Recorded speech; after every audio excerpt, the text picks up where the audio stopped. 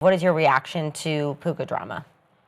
The celebration, clearly he ain't know what he was doing. Right. Like, shit, I'm still confused. Like, I still don't know where it stems from, so I can see how he don't know, you know what I'm saying? So, and then Adin Ross told him step by step what to do, so he apologized for it, man. I don't think he meant nothing by it.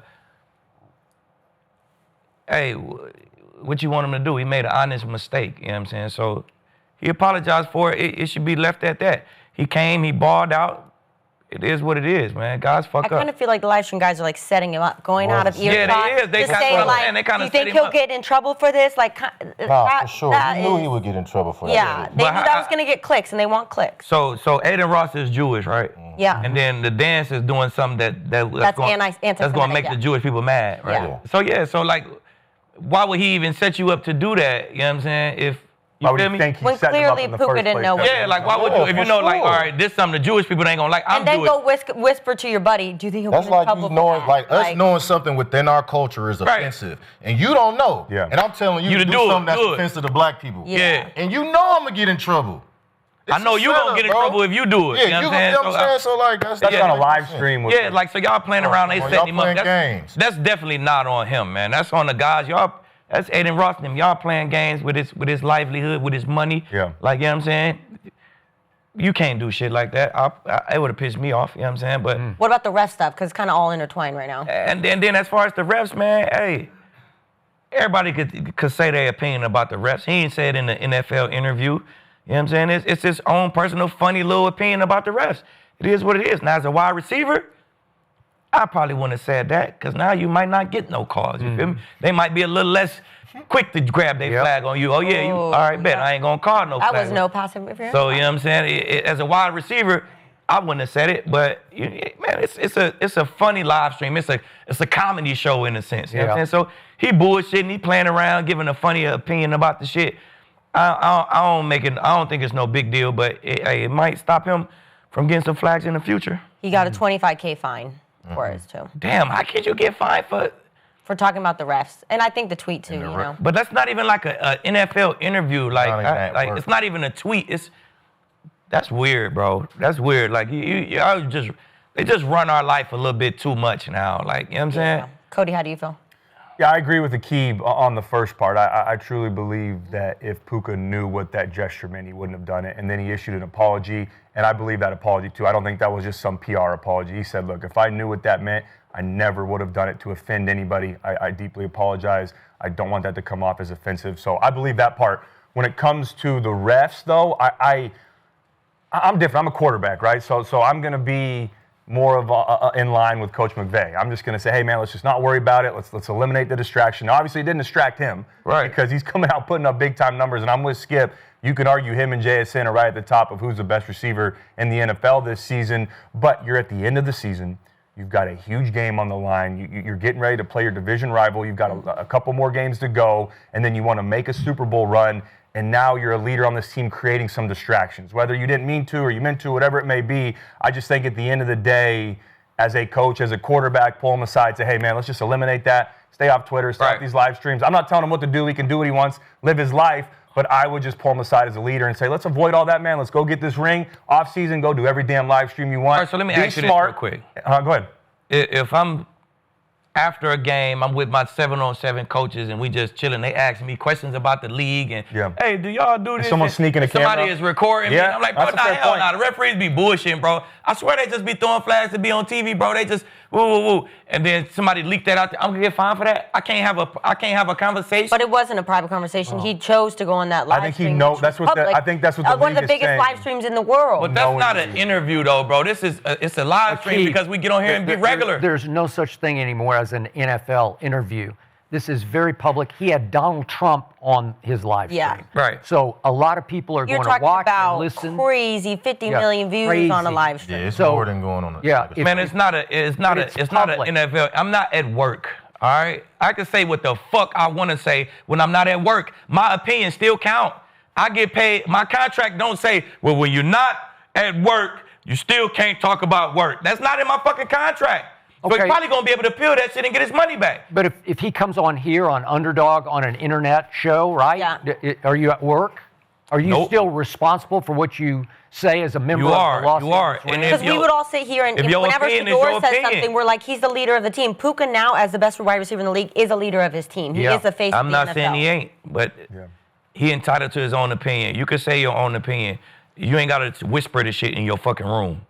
Like, you know what I'm saying? You can say your opinion, bro. But it's a public opinion. You can tweet it. You can do it. You got to stand behind it. Yeah. And he should have gotten fined for what he said about the refs, and he did get fined. You can't say that. You can't clown him on Twitter after the game. He doubled down after he'd made the comments on the live stream. He did it again and then deleted last night. Yeah.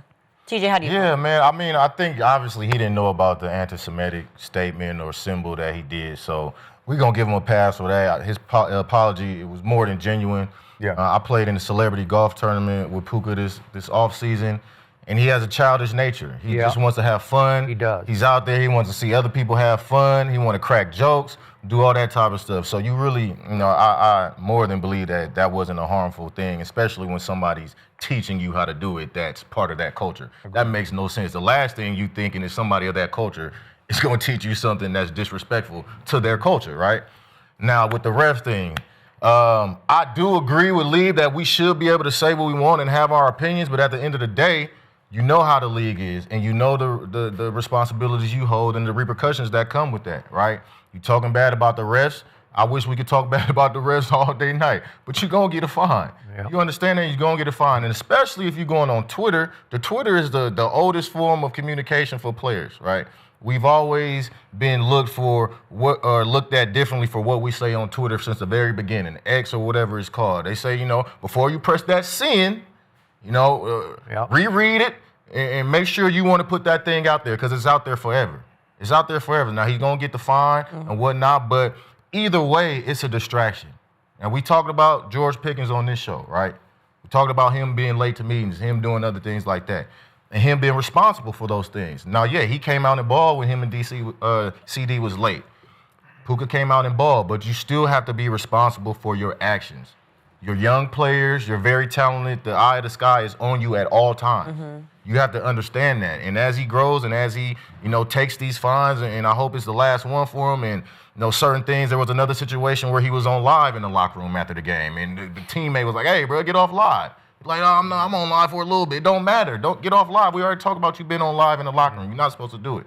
So I think he just has to take a step back from some of these things, some of these childish things, and say, hey, I'm a pro. People look at me a certain way, and I'm going to get reprimanded and talked about or judged for some of these actions. I'd rather just not do it and not deal with the issues of it. I do think he's going to eventually learn. I mean, we're going to talk about Joe Burrow later, but if you're a star in this league, it doesn't matter what you say. We're all going to be talking about it the next day and take it out of context. So he's got to slowly learn. I like my money. He's a Somebody need to talk about their ass. They bullshit. You can't find me. Y'all nitpicking and picking and choosing who y'all want to throw flags on, who you don't want to throw flags on. When you want to throw them, y'all be bullshitting. We know can't find me for shit. Call their ass out, Puka. I feel it. Fuck. Or Key will do it for you because they can't find him now. But okay, let's talk about a matchup Wait, tonight. I didn't speak yet. Go ahead, Skip. Thank you. Dang it. I got a lot to say. Oh, love it. Please. Yeah. Let me say this. I'm not Jewish, but my wife is, so I am extremely sensitive to anti-Semitism. And I was extremely critical of Kyrie Irving when he tweeted the link he tweeted to an extremely, to me, anti-Semitic documentary. Kyrie wouldn't back down. He got suspended. He lost his Nike deal. So last night, I asked my wife, do you know anything about this gesture? Because I'd never heard of this before. Yeah. What gesture? I showed her. She said, I've never heard of that before. Never seen that before. She grew up in New York, born and raised, very Jewish mother, Lower East Side of New York. Never heard of that gesture before. And then I read, as you point out, that Adin Ross is Jewish, and that off camera, it came across that they were baiting Puka into doing something they knew would be controversial, but I don't know the controversy. My wife, her sister who lives in LA, they don't know this gesture. So it's very weird, and I completely give Puka the pass that everybody else gave him, because I don't think many people know about this. I don't know if it's a new thing on the internet. Yeah. But there was the representative from California, Eric Swalwell, who went off about it and fueled the controversy. And maybe that's what Adin Ross wanted to happen at Puka's expense. He's 24 years old. He was a former fifth-round pick who just sort of came from nowhere. And I like him. I like to watch him play, and it comes across, as you said, that he's just sort of like got kid energy to him, and he plays with kid energy, and I think he can be a little naive, and he was just trying to go along with the show and have fun. But in the end, the lesson learned here, if you're on a live stream, I don't care what you say, you are speaking extremely publicly, and you'll have to stand behind any quote-unquote controversial comment that you make. It's a huge risk Yeah. going to live stream. Okay. Yeah, I agree with you, Skip. But great feedback giving us about your wife. Because Thank you. Yeah, I also didn't know about this, but good to hear from someone. But I'd love to hear from you guys. But let's move on to a little matchup because we've got your guys' Broncos over here.